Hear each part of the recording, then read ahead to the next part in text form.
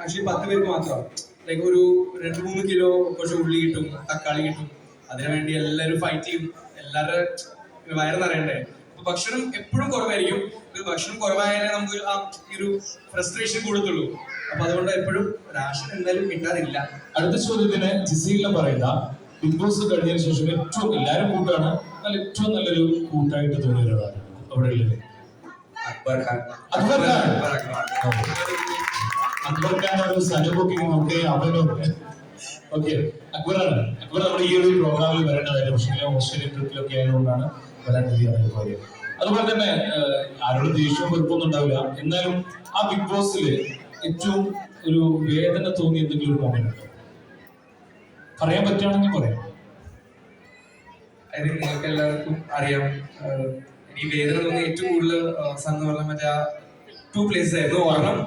ഒരെണ്ണം ജിസയിൽ എവിക്റ്റ് ആയപ്പോൾ. ബിക്കോസ് ആ വീട്ടിൽ നമ്മളൊരു 30-40 ഡേയ്സ് നിൽക്കുമ്പോൾ നമ്മൾ എല്ലാവരോടും ഭയങ്കര അറ്റാച്ച് ആയിപ്പോകും. നമ്മൾ അറിയാതെ തന്നെ നമ്മൾ പുറത്തൊരാൾ മീറ്റ് ചെയ്യണമെങ്കിൽ അത്ര അറ്റാച്ച് ആവില്ല.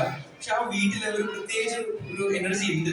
നമ്മൾ തന്നെ അറിയാതെ ഒരാളുടെ അറ്റാച്ച് ചെയ്ത് പോകും. അപ്പൊ ജിസയിൽ പോയപ്പോൾ എനിക്ക് അവിടെ ഞാൻ ഒറ്റപ്പെടുത്തിയോ, ഞാൻ ഒറ്റയ്ക്കായി പോയെന്നൊരു ഫീലിംഗ് വന്നു. അതായിരുന്നു ഒന്ന്. രണ്ടാമത്തെ എനിക്ക് ഏറ്റവും വിഷമമായ സമയം എന്ന് പറഞ്ഞാൽ അനുമോള് ആ പുതപ്പിന്റെ ഇടയിൽ എന്തൊക്കെ കണ്ടു എന്ന് പറഞ്ഞിട്ട് ഭയങ്കര.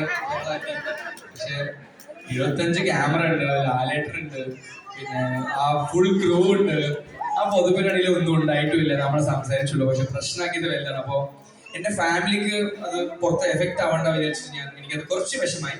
പക്ഷെ അതെല്ലാം ഹാൻഡിൽ ചെയ്തപ്പോ ഓക്കെ ആയിരുന്നു. പക്ഷെ അതിൽ എനിക്ക് ഏറ്റവും സന്തോഷം തോന്നിയത് നമ്മുടെ അക്ബറിന്റെ ആ ഒരു മൊമെന്റ് ഉണ്ടായിരുന്നല്ലോ, ദേഷ്യപ്പെട്ടിട്ട് പോകുന്നത്. അത് എടുത്തു പറയാൻ അക്ബർ ഖാനോട് ഒരു ബഹുമാനം തോന്നിയ ഒരു നിമിഷമായിരുന്നു.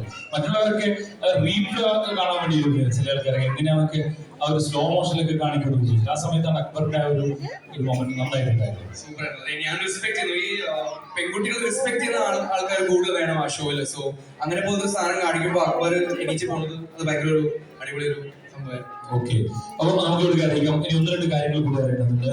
ആര്യൻ സിനിമാ താരമാണ്, ഇനി ഒരുപാട് വർക്കുകൾ വരുന്നുണ്ട് ബിഗ് ബോസിന് ശേഷം.